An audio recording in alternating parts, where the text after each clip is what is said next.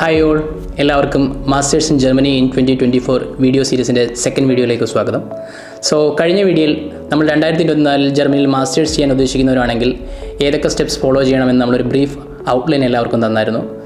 നമ്മൾ ഈ വീഡിയോ മുതൽ അതിലെ ഓരോ സ്റ്റെപ്സും ഡീറ്റെയിൽ ആയിട്ട് എക്സ്പ്ലെയിൻ ചെയ്യാനാണ് ഉദ്ദേശിക്കുന്നത്. എന്താണ് APSനെ നമുക്ക് എങ്ങനെ അപ്ലൈ ചെയ്യാം, APS അപ്ലൈ ചെയ്തതിന് ശേഷം എത്ര സമയം എടുക്കും അത് APS കിട്ടാൻ, എല്ലാ കാര്യങ്ങളും നമ്മൾ ഈ വീഡിയോയിൽ എക്സ്പ്ലെയിൻ ചെയ്യുന്നതായിരിക്കും.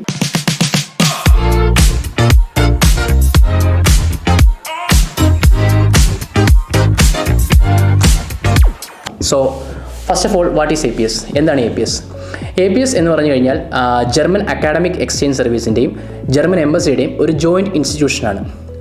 അതായത് നമ്മൾ ഇന്ത്യയിലെ ഏത് യൂണിവേഴ്സിറ്റിയിലായാലും നമ്മുടെ മാസ്റ്റേഴ്സോ +2 10th ഈ സർട്ടിഫിക്കറ്റിൻ്റെ എല്ലാം ആധികാരികത ഉറപ്പിക്കുന്ന ഒരു ഡോക്യുമെൻ്റാണ് APS.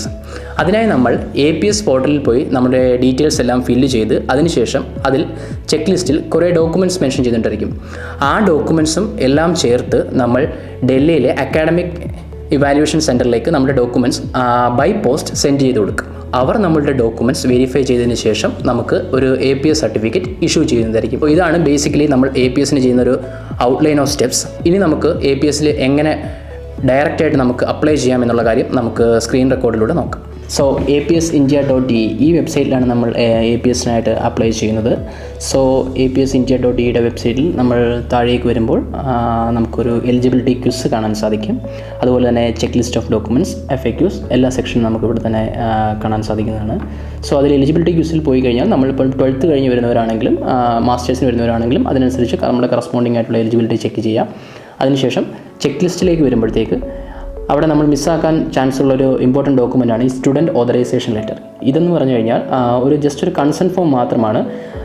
നമ്മുടെ APS ആപ്ലിക്കേഷൻ ഫോമിൻ്റെയും ചെക്ക് ലിസ്റ്റ് ഓഫ് ഡോക്യുമെൻറ്റ്സിൻ്റെയും കൂടെ സെൻഡ് ചെയ്യേണ്ട ഒരു കൺസെൻറ്റ് ഫോമാണ്. ഇതിൽ ജസ്റ്റ് നമ്മുടെ നെയിം, ഡേറ്റ് ഓഫ് ബർത്തും date and signature just fill ചെയ്ത് നമ്മുടെ ഡോക്യുമെൻറ്റ്സിൻ്റെ കൂടെ അറ്റാച്ച് ചെയ്യാൻ വിട്ടുപോകാതിരിക്കുക. അതിനുശേഷം നമ്മൾ മാസ്റ്റേഴ്സിന് അപ്ലൈ ചെയ്യുന്നത് അതുകൊണ്ട് തന്നെ നമ്മുടെ ഗ്രാജുവേറ്റ് സെക്ഷനിലേക്ക് വരിക. അവിടെ നമുക്ക് വേണ്ട check list of documents download ചെയ്യാൻ സാധിക്കും.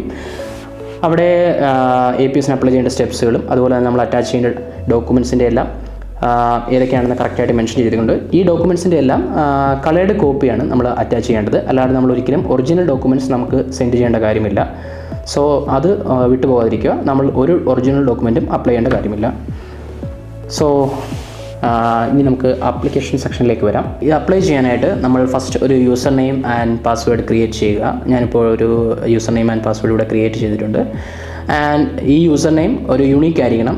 നമ്മളിപ്പോൾ ഒരു ഓൾറെഡി എക്സിസ്റ്റിംഗ് യൂസർ നെയിം എടുത്തു കഴിഞ്ഞാൽ ലാസ്റ്റ് സ്റ്റെപ്പിൽ സബ്മിറ്റ് ചെയ്യുമ്പോൾ അത് ആപ്ലിക്കബിൾ അല്ലാതെ വരും. ഒരു യൂണീക്ക് ആയിട്ടുള്ള യൂസർ നെയിം സെലക്ട് ചെയ്യുക. അതിനുശേഷം നമ്മൾ നമ്മുടെ ഇമേജ് അപ്ലോഡ് ചെയ്യുക. ഇമേജ് അപ്ലോഡ് ചെയ്യുമ്പോഴും അതിൻ്റെ ഫയൽ സൈസ് ആൻഡ് ഫോർമാറ്റ് ശ്രദ്ധിക്കുക. അതിനുശേഷം നമ്മൾ ബേസിക്കായിട്ടുള്ള നമ്മുടെ ഡീറ്റെയിൽസ് എല്ലാം ഫില്ല് ചെയ്ത് വരിക.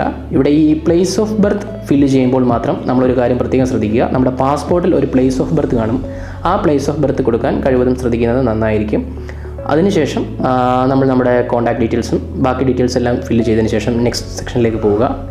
ഇവിടെയാണ് നമ്മൾ നമ്മുടെ 10th ഡീറ്റെയിൽസ്, 12th ഡീറ്റെയിൽസ് എല്ലാം ഫില്ല് ചെയ്യുന്നത്. ഇവിടെ ഈ 10th centre number, 12th centre number എല്ലാം ഓപ്ഷണലാണ്. നമുക്കത് വേണമെങ്കിൽ കൊടുക്കാം, അറിയാമെങ്കിൽ കൊടുക്കാം, കൊടുത്തില്ലെങ്കിലും പ്രശ്നമൊന്നും തന്നെയില്ല.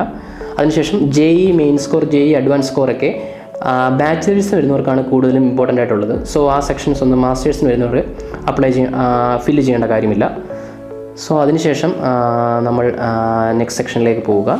നെക്സ്റ്റ് സെക്ഷനിൽ നമുക്ക് നമ്മുടെ ബാച്ചിലേഴ്സിൻ്റെ ഡീറ്റെയിൽസാണ് ഫില്ല് ചെയ്യാനുള്ളത്. ഇപ്പം 6th സെമസ്റ്ററിലൊക്കെ പഠിക്കുന്നവരാണെങ്കിൽ still studying in bachelors section fill ചെയ്യാം. ഇപ്പം ബാച്ചിലേഴ്സ് കംപ്ലീറ്റ് ചെയ്തവരാണെങ്കിൽ ബാച്ചിലേഴ്സ് കംപ്ലീറ്റ് ചെയ്തെന്നുള്ള കാര്യം ഫില്ല് ചെയ്യുക. അതിനുശേഷം നമ്മുടെ bachelors login ID, bachelors password and bachelors professor email ഈ 3 സെക്ഷനും മറക്കാതെ ഫില്ല് ചെയ്യുക. കാരണം ഈ 3 സെക്ഷനും ഫില്ല് ചെയ്ത് കഴിഞ്ഞാൽ നമ്മുടെ APSൻ്റെ പ്രോസസ്സ് കുറച്ച് ഫാസ്റ്റ് ആകാൻ വേണ്ടി അത് നമ്മളെ ഹെൽപ്പ് ചെയ്യുന്നതായിരിക്കും. അതുപോലെ തന്നെ ഈ പ്രൊഫസറിൻ്റെ മെയിൽ ID കൊടുക്കുമ്പോൾ നമ്മുടെ കോളേജിൻ്റെ .ac.in വരുന്ന ആ ടൈപ്പ് മെയിൽ ID കൊടുക്കാൻ നമ്മൾ പ്രത്യേകം ഓർക്കുക. അതിനുശേഷം നമുക്ക് അഡീഷണൽ ഡിഗ്രി ഉണ്ടെങ്കിലോ മാസ്റ്റേഴ്സ് ഡിഗ്രി ഉണ്ടെങ്കിലോ ആ ഡീറ്റെയിൽസൊക്കെ ഫില്ല് ചെയ്യുക. അതിനുശേഷം നമ്മൾ ടെസ്റ്റേഴ്സ് സെക്ഷനിലേക്ക് വരികയാണ്. ഇത് കൂടുതലും ബാച്ചിലേഴ്സ് സ്റ്റുഡൻസിനാണ് ആപ്ലിക്കബിൾ ആയിട്ടുള്ളത്. മാസ്റ്റേഴ്സ് സ്റ്റുഡൻസ് ടെസ്റ്റേഴ്സിനെ പറ്റി കൂടുതൽ ആലോചിക്കേണ്ട കാര്യമില്ല. അടുത്തതായിട്ട് നമ്മുടെ ലാംഗ്വേജ് സെക്ഷൻ. ഇവിടെ നമ്മൾ ഇംഗ്ലീഷ് അല്ലെങ്കിൽ ജർമ്മൻ ഏത് ലാംഗ്വേജ് ആണെന്ന് വെച്ചാൽ സെലക്ട് ചെയ്യുക. അതിനുശേഷം നമ്മൾ അറ്റൻഡ് ചെയ്ത എക്സാം IELTS അല്ലെങ്കിൽ TOEFL ഏതാണെന്ന് വെച്ച് കഴിഞ്ഞാൽ ആ എക്സാം ചൂസ് ചെയ്യുക. അതിൻ്റെ റിസൾട്ട് അപ്ലോഡ് ചെയ്യുക. ഈവൻ ദോ നമ്മൾ IELTS അറ്റൻഡ് ചെയ്തതേ ഉള്ളെങ്കിലും IELTS ഇല്ലാതെ തന്നെ നമുക്ക് APSനായിട്ട് അപ്ലൈ ചെയ്യാവുന്നതാണ്. IELTS ഒരിക്കലും APSന് മാൻഡേറ്ററി അല്ല. സോ IELTS ഇല്ലെങ്കിൽ പോലും നമുക്ക് APSനായിട്ട് അപ്ലൈ ചെയ്യാം. അതൊരു പ്രശ്നമുള്ള കാര്യമല്ല. അതിനുശേഷം നമ്മൾ നെക്സ്റ്റ് ആയിട്ട് പേയ്മെൻറ്റ് സെക്ഷനിലേക്ക് വരികയാണ്. പേയ്മെൻറ്റ് സെക്ഷനിൽ നമുക്ക് 2 ടൈപ്പ് പേയ്മെൻ്റ് ആണുള്ളത്. ഒന്ന് online payment and offline payment. ആദ്യമൊക്കെ എല്ലാവരും ഓഫ്ലൈൻ പേയ്മെൻ്റ് ആയിരുന്നു ചെയ്യുന്നതെങ്കിലും ഇപ്പോൾ എല്ലാവരും ഓൺലൈൻ പേയ്മെൻ്റ് ആണ് ചെയ്യുന്നത്. ഓൺലൈൻ പേയ്മെൻ്റ് ആണ് കുറച്ചുകൂടെ ഫാസ്റ്റർ ആൻഡ് എഫിഷ്യൻറ്റും. സോ നമ്മൾ ഓൺലൈൻ പേയ്മെൻറ്റ് ചൂസ് ചെയ്യുക. അതിനുശേഷം നമ്മുടെ കാർഡ് ഡീറ്റെയിൽസ് കൊടുക്കുക. അതുപോലെ തന്നെ ബാക്കി ഡീറ്റെയിൽസ് ഫില്ല് ചെയ്തതിന് ശേഷം നമുക്ക് payment by GPay or net banking എങ്ങനെയാണെന്ന് വെച്ച് കഴിഞ്ഞാൽ നമ്മുടെ പേയ്മെൻറ്റ് നമുക്ക് നടത്താവുന്നതാണ്. സോ പേയ്മെൻറ്റ് നടത്തിയതിന് ശേഷം നമുക്ക് കിട്ടുന്ന ട്രാൻസാക്ഷൻ സർട്ടിഫിക്കറ്റ് നമ്മുടെ ചെക്ക് ലിസ്റ്റ് ഓഫ് ഡോക്യുമെൻറ്റ്സിൻ്റെ കൂടെ അറ്റാച്ച് ചെയ്യാൻ പ്രത്യേകം ഓർക്കുക. സോ നമ്മൾ നമ്മുടെ ഫൈനൽ ഡോക്യുമെൻറ്റ്സ് സബ്മിറ്റ് ചെയ്തിരിക്കുന്നതാണ്. ഈ സബ്മിറ്റ് ചെയ്ത ഡോക്യുമെൻറ്റ്സ് നമുക്ക് എഡിറ്റ് ചെയ്യാനുള്ള ഓപ്ഷൻ ലോഗിൻ പോർട്ടലിൽ അവൈലബിൾ ആണ്. സോ എഡിറ്റ് ചെയ്യുമ്പോൾ ഒരു കാര്യം പ്രത്യേകം ശ്രദ്ധിക്കുക. നമ്മൾ ഫൈനൽ എഡിറ്റ് നടത്തിയ ഡോക്യുമെൻറ്റ് വേണം നമ്മളെപ്പോഴും ഡൗൺലോഡ് ചെയ്ത് ചെക്ക് ലിസ്റ്റ് ഓഫ് ഡോക്യുമെൻറ്റ്സിൻ്റെ കൂടെ അറ്റാച്ച് ചെയ്ത് ഡൽഹിയിലെ അക്കാഡമിക് ഇവാലുവേഷൻ സെൻറ്ററിലേക്ക് ബൈ പോസ്റ്റ് അയക്കേണ്ടത്. ഡൽഹിയിലെ അക്കാഡമിക് ഇവാലുവേഷൻ സെൻറ്ററിൻ്റെ അഡ്രസ്സും നമ്മൾ ഈവൻ ദോ ഇപ്പം ഓഫ്ലൈൻ പേയ്മെൻ്റ് ആണ് നടത്താൻ ഉദ്ദേശിക്കുന്നതെങ്കിൽ ആ ഡീറ്റെയിൽസ് കൂടെ ഞാൻ ഈ വീഡിയോ ഡിസ്ക്രിപ്ഷനിൽ ആഡ് ചെയ്യുന്നുണ്ട്. ഡോക്യുമെൻറ്റ് സെൻഡ് ചെയ്യുമ്പോൾ ഒരു പ്രത്യേക കാര്യം ഓർക്കുക. ഡോക്യുമെൻറ്റ്സിൻ്റെ എല്ലാം കളേർഡ് കോപ്പിയാണ് നമ്മൾ സെൻഡ് ചെയ്യേണ്ടത്. അല്ലാതെ ഒരു ഡോക്യുമെൻറ്റിൻ്റെയും ഒറിജിനൽ നമ്മൾ അയക്കേണ്ട കാര്യമില്ല. സോ എല്ലാത്തിൻ്റെയും ഒരു കളേർഡ് കോപ്പിയും നമ്മുടെ ആപ്ലിക്കേഷൻ ഫോമും സ്റ്റുഡൻറ്റ് ഓതറൈസേഷൻ ലെറ്ററും എല്ലാം ചേർത്ത് വേണം നമ്മൾ പോസ്റ്റ് അയക്കാൻ. നമുക്ക് നേരിട്ടും അവിടെ കൊണ്ടുപോയി സബ്മിറ്റ് ചെയ്യാവുന്നതാണ്. സോ ആ ഒരു ഫെസിലിറ്റി കൂടി അവർ നമുക്ക് പ്രൊവൈഡ് ചെയ്യുന്നുണ്ട്. അപ്പോൾ ഇത്രയുമാണ് നമ്മൾ APSനായിട്ട് അപ്ലൈ ചെയ്യാനുള്ള മെയിൻ സ്റ്റെപ്സ്. മുൻപെല്ലാം APS ലഭിക്കുന്നതിന് വലിയൊരു കാലതാമസം നേരിട്ടെങ്കിലും ഇപ്പോൾ കഴിവതും വേഗത്തിൽ തന്നെ എല്ലാവർക്കും APS ലഭിക്കുന്നുണ്ട്. അപ്ലൈ ചെയ്ത് 1-2 മാസത്തിനുള്ളിൽ തന്നെ APS നമുക്ക് കയ്യിൽ കിട്ടുന്നതുമാണ്. എല്ലാവരും go apply for your APS as soon as possible and stay tuned for more informative videos. Bye.